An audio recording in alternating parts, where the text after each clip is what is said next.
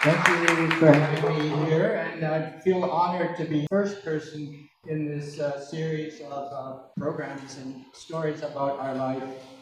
So, I'm reading from my book called Power Within. I'm reading one chapter, and it's called India, Trip, and Orphanages. So, I went to two orphanages in India and did a bit of a traveling around as well after that.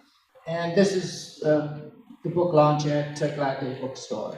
This is Dick Moore, who originated the program, as far as I know, here at the 519. I actually asked Dick Moore to be here today, but unfortunately he's in hospital.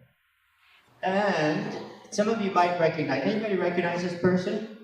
Kimchi was a member of a longtime member of this group and a volunteer as well. He always had a smiling face and was helpful in many ways. So I wanted to recognize him as well. Okay, and this is us now. You like that picture? Yeah, it is quite special. I think. Emoji and a drag personality. How much better can you be than that? This is where I started reading from my book. I first heard of Paper Kite Children's Foundation in 2013 at the 519 Community Center, where Tarek conducted a mindfulness meditation session for the 50 plus drop-in program. Tarek told us that he had been to India and spent 6 months in an ashram. There he became motivated to step out of his comfort zone and do something for the world. So he decided to start a children's charity. He also initiated a meditation group at the 519, which is still in operation years later. At the end of the session, Tarek said, "Oh, by the way, I travel to India each year to oversee work we do at an orphanage there, and we are always looking for volunteers." My ears perked up when I heard this, because I was interested in this type of opportunity. I spoke to Tarek about my interest, but since the trip was to take place 2 months later, it was too late for me to join in that year. I prepared myself to depart the following February. Now, while in India, Tarek and I each wrote a blog for our activities, which appeared on the Paper Kite website each day. The following are some examples of my blogs. Field Blog 2. The flight from Delhi was turbulent, but a snack with tea was served nevertheless. At the airport, I was greeted not only by Tarek, but also Mami G, Muna, her driver, and bodyguard. In her flowing sari, Mami G, the founder of Jane Orphanage, reminded me of Mama Cass. You'll see her picture in a moment. I was welcomed with fresh orange flower garlands placed around my neck by both Tarek and Mami G. She also greeted me with a kiss on each cheek. I felt honored right away. We drove to our guest house on the outskirts of Baghdad. And actually, this is a video. Yes.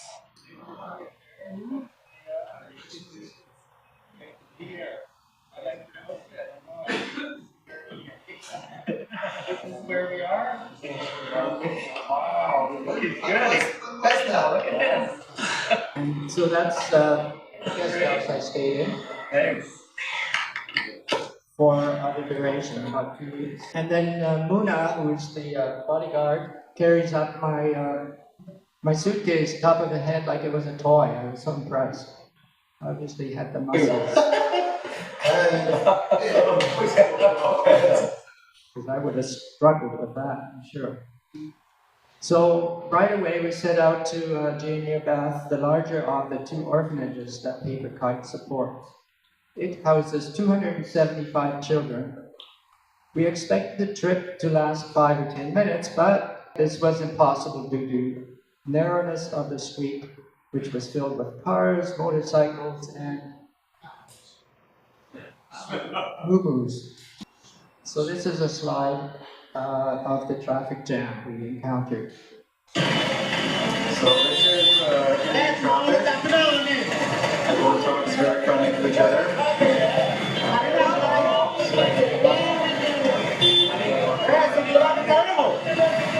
This is Jeff overwhelmed a little bit. His first day here.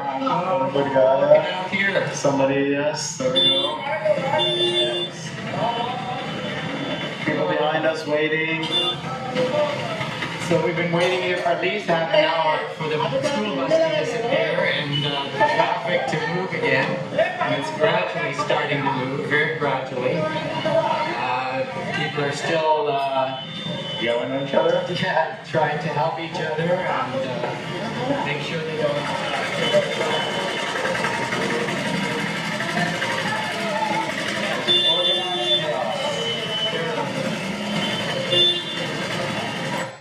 Okay, at Genia Bath Orphanage, welcome ceremony for me was held. So this is the welcome ceremony.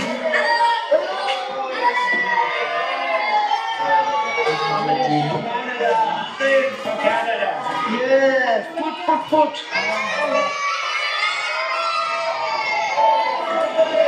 Where's the pudding? Foot. Thank you. Okay, welcome. Thank you. Okay, one man turn now.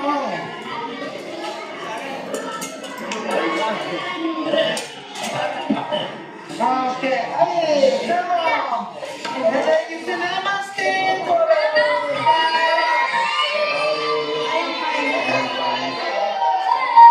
Namaste. Good evening. Say hello. Brother, how are you?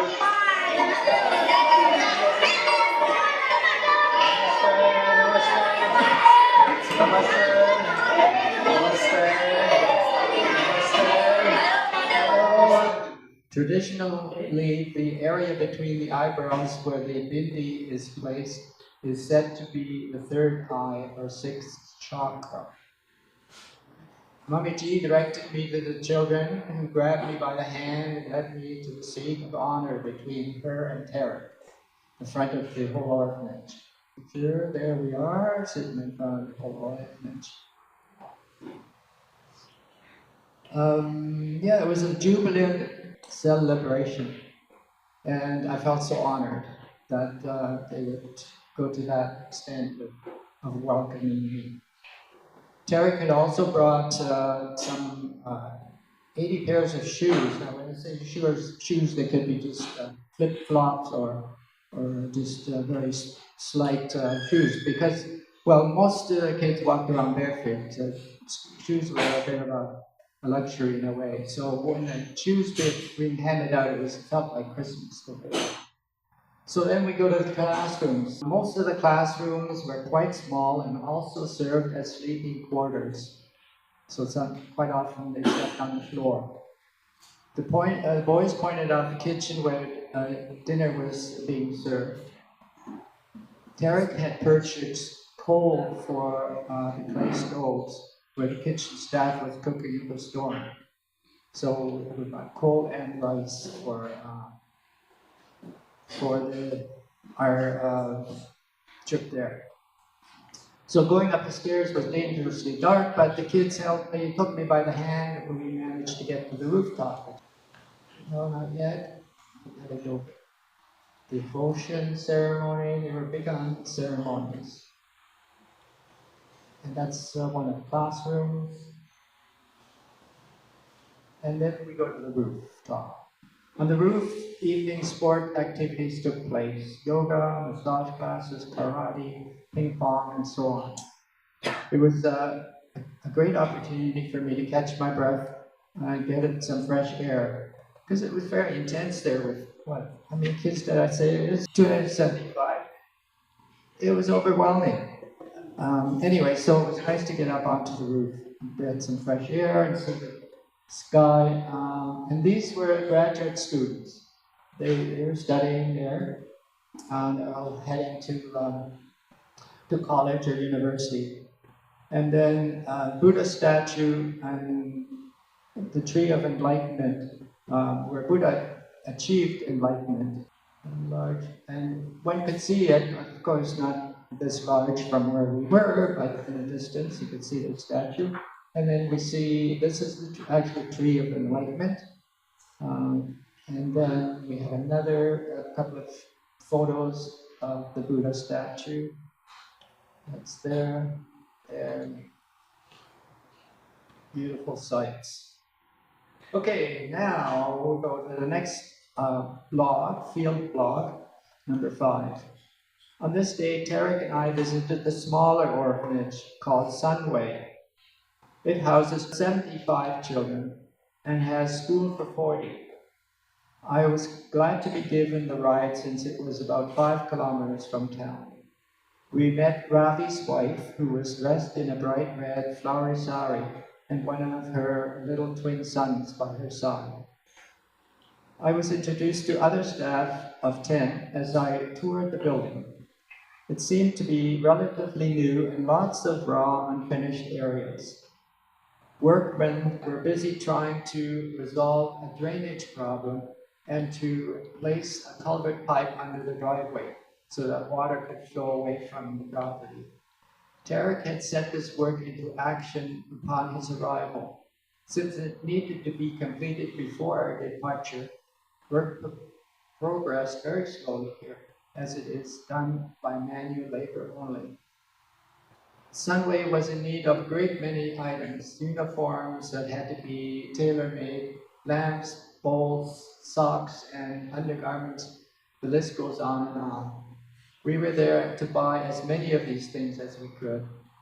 A rickshaw was hired to carry all the goods. The driver would wait at each stall or shop and help load the items. A person on each side of the rickshaw was needed to keep the load secure once we were finished. We had so much. Derek and I took a break to recap the activities of the day before walking back to the orphanage to hang out with the children. At this time, I found out that one could sponsor a child. I immediately became interested and looked around for possibilities. 2 boys stood out for me. One was Raju, who, this is at the top of the roof at sunset. It impressed me, and there is a picture of the 2 boys that since I couldn't decide between the 2, which one I wanted to sponsor, I decided to sponsor both. Well, Raju, the older, he was 15, and the other is 10. And Raju spoke very well English, very good English. I think I need to improve mine. He actually did speaking competitions, which was quite impressive. Oh yeah, and then we bought some clothing for them. And Tarek had instructed us not to overspend and to be careful with shop owners because, you know, we're supposed to bargain in India. But everything seemed to work fine. We were in the limit of what we were allowed to spend. So that's the shop owner there with the 2 boys. And this is Sanjay with his newly bought outfit, proud as anything. Now we found out that the senior students had to walk an hour or so to get to their college. And so Tarek decided we should have a fundraiser to see if we could muster up some bicycles for them. So we did that.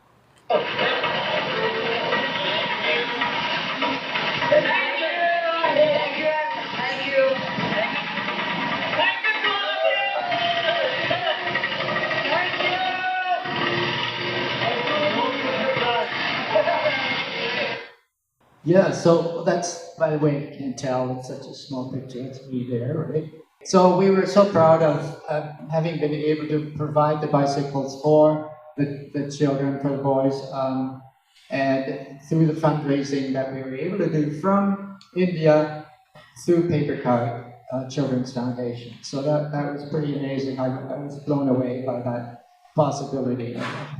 So here I'm talking to one of the senior students, and I find out that he's planning to be a doctor. And he tells me a little bit more about himself, his upbringing, and very humble. And the fact that he's able to now think about possibility of becoming a doctor is amazing. And it's basically, he says it's because of Paper Card Children's Foundation and the orphanage that he's able to achieve his dream. So I got quite emotional at that point. I needed to take a slide of that. And here we have a farewell party. We're already leaving. Look at that.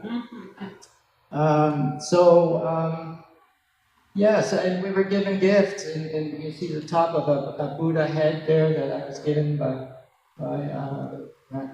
Raju. And yeah, it was amazing. I still have my bindi on my right spot and seat. Well, traveling, I'll stop from Delhi to Mumbai with many stops in between. I have seen how people live, from the very poor, living in the streets, to people dwelling in fancy heritage mansions and everything in between. It is the enthusiastic energy of life everywhere that is most impressive, I found. I traveled by train, plane, bus, cart, horse cart, and an ox at a water wheel. Incredible experience. By rickshaw, by taxi, boat, elephant, and long distance by car and driver. I climbed 180 steps to the Elephanta Caves near Mumbai, which is actually a heritage site.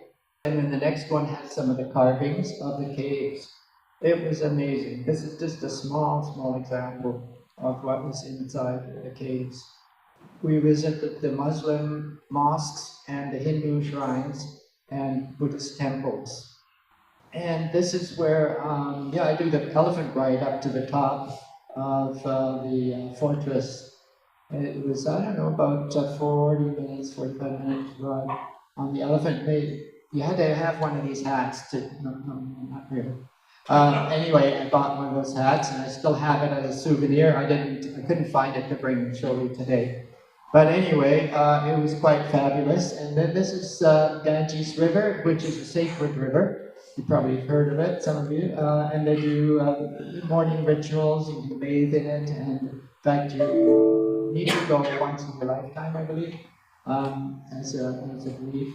And we had to go there really early in the morning to appreciate it. And then this is an evening ceremony at the Ganges River as well. And of course, cows again play an important role. At a different place in New Delhi was this Baha'i Faith Temple, the headquarters. Amazing structure, I think. Taj Mahal, architectural masterpiece of the world, I find. And it's all about a love story, right? You know the story that the architect had the Taj Mahal built for his wife because he loved her so much. So it's one of the most beautiful buildings. And this is Tarek. He had to upstage me by doing a headstand in front of Taj Mahal. The museum, the Gandhi Museum, was of course a very impressive place to visit. And this is a sculpture made of scrap metal, and it's the world's largest junk sculpture. It says there of a Buddha. I was quite impressed. It looks so beautiful, even though it's junk, made from junk. And this is the end. So the importance for me to say is that this trip to the volunteer and orphanages in India would not have happened without the 50+ drop-in program of the 519. And now it's part of the 2 LGBTQ plus older adults programs. Inviting Tarek to speak to the group opened up a variety of opportunities for its members. At the same time, possible benefits for the whole community were created through the establishment of an ongoing silent meditation program. So I just want to accent that it's because of this group, 50+ dropping group, that I went to India in the first place. I would never have happened, and I wouldn't have had this story to put into my book. I brought a few little show and tell things. On the flag, these are prayer flags, Buddhist prayer flags that you find just about anywhere in the wind. They blow in the wind, yeah. And I brought them these from India. And then the other thing I wanted to mention, well, this is a cap from Jaipur, but is every time you go out in India, you take your life into your hands, into traffic there. And I had a slide earlier where there was traffic, and it's unbelievable how traffic moves. There's no lines on the street, and there's no lights in a lot of places. They just seem to not hit each other and avoid each other. And so, but the reason I found is because they pray to this God, and before they leave the house. It's right by the door, and they pray. I forgot the name of it. Anybody know? Ganesha. Ganesha. Right. Thanks. And apparently that I believe in this God now, because obviously it's doing some good. Because people don't seem to hit each other. I think they have less accidents there. Never saw police really on the streets. It was incredible how they managed to get through the traffic. And then this necklace was given to me by one of the boys that I adopted, basically at the godson. And I'm still in touch with him because his English is good, so it's easier. The younger one, I'm not really. I see them on Instagram occasionally. And that's my story. Thank you very much for listening.